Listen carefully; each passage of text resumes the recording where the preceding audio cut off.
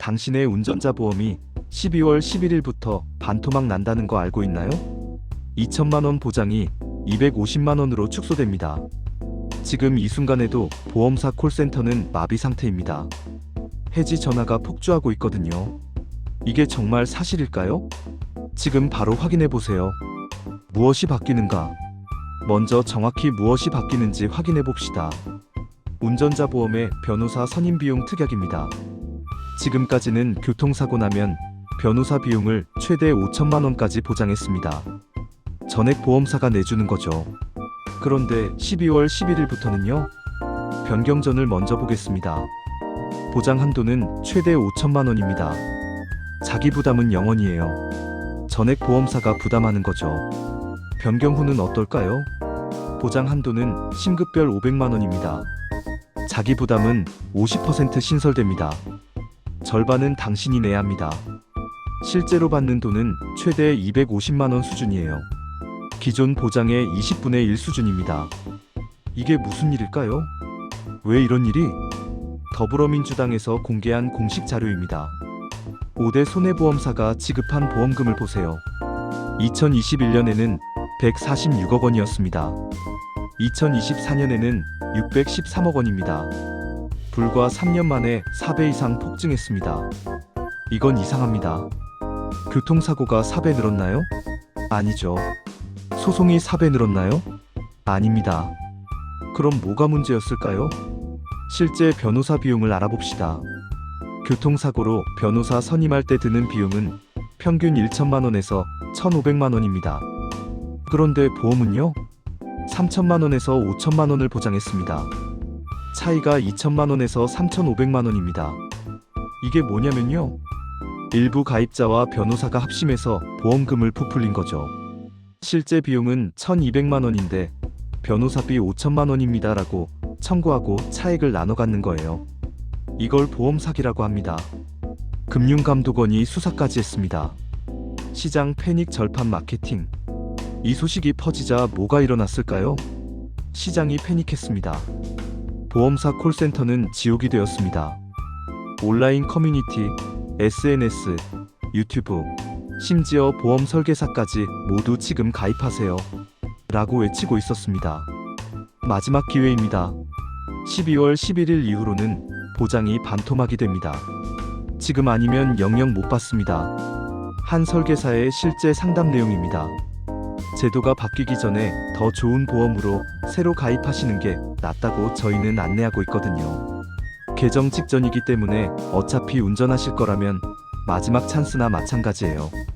이게 절판 마케팅입니다. 결과가 뭐였을까요? 신용정보원 시스템이 마비됐습니다. 기존 계약 조회 요청이 너무 많아서요. 보험사 콜센터도 통화 불가 상태입니다. 롯데손해보험은 밤 9시까지 긴급 운영했고요. 삼성화재는 모바일 해지 서비스를 신규 도입했습니다. 모든 보험사가 임시 인력을 투입했어요. 한 주 만에 이 정도의 시스템 마비가 생겼습니다. 금융당국의 경고. 금융감독원이 나섰습니다.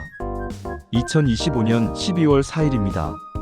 전국 22개 생명보험사, 17개 손해보험사 감사 담당 임원들을 소집했어요. 그리고 강하게 경고했습니다. 소비자의 불안 심리를 자극해 가입을 유도하는 광고를 즉시 중단하라. 단순한 경고가 아닙니다. 이찬진 금감원장은 경영진 책임까지 강화하겠다고 선언했습니다. 불건전 영업행위에 대해 행위자뿐만 아니라 경영진까지 책임을 물도록 하겠다. 무관용 원칙입니다. 그런데도 절판 마케팅은 계속되고 있습니다. 왜냐하면 판매 채널이 너무 많고 설계사를 일일이 통제하기 어렵기 때문입니다. 그럼 나는? 유주선 강남대 교수의 조언을 들어봅시다. 곧 절판될 상품이 반드시 필요하고 자기에게 유리하다면 판단해서 가입할 것이고, 아니면 새로운 상품이 나왔을 때 그 상품이 유리하면 그때 새로운 상품을 가입하면 됩니다. 핵심은 이겁니다. 절판된다는 불안감에 휘둘리지 말라는 거죠. 그럼 언제 개정 전에 가입해야 할까요? 개정 전 가입이 유리한 경우를 먼저 보겠습니다. 화물차나 법인 차량 운전처럼 고액 소송 가능성이 있다면요. 개정 전이 좋습니다. 과거 교통사고 이력이 많다면 개정 전이 좋습니다. 보험료 부담이 괜찮다면 개정 전이 좋습니다.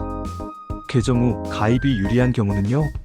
일반 출퇴근 승용차 운전자라면 개정 후가 좋습니다. 교통사고 가능성이 낮다면 개정 후가 좋습니다. 보험료 절감이 중요하다면 개정 후가 좋습니다. 이게 당신의 판단 기준입니다. 다른 특약들. 여기서 중요한 사실입니다. 실제 교통사고는 변호사 없이도 해결됩니다. 대부분 합의로 종료되거든요. 그렇다면 더 중요한 특약들이 있습니다. 형사합의지원금입니다. 최대 2억 원까지 보장합니다. 피해자와의 합의금을 지원하는 거예요. 자동차 사고 벌금도 있습니다. 최대 3천만 원까지 보장합니다. 벌금 선고 시 납부를 지원하는 거죠. 한 대형 보험사 관계자의 말입니다. 변호사를 부르면 오히려 합의가 더 어려워질 수 있어요.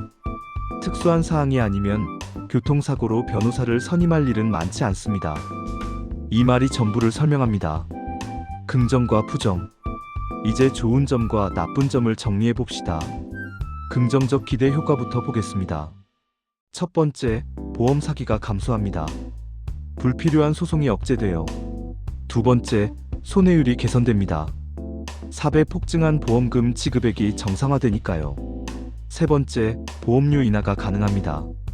손해율이 안정화되면 장기적으로 보험료가 내려갈 수 있습니다. 네 번째, 법률 시장이 정상화됩니다. 적정 수임료 체계가 정착되는 거죠. 우려되는 부작용도 있습니다. 첫 번째, 운전자 보험 수요가 감소할 수 있습니다. 핵심 특약이 축소되니까요. 두 번째, 소비자 단기 부담이 증가합니다.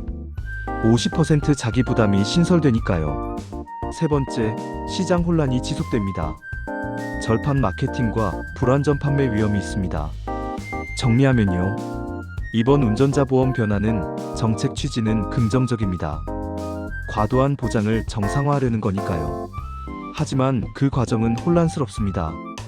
절판 마케팅, 시스템 마비, 불안감이 있거든요.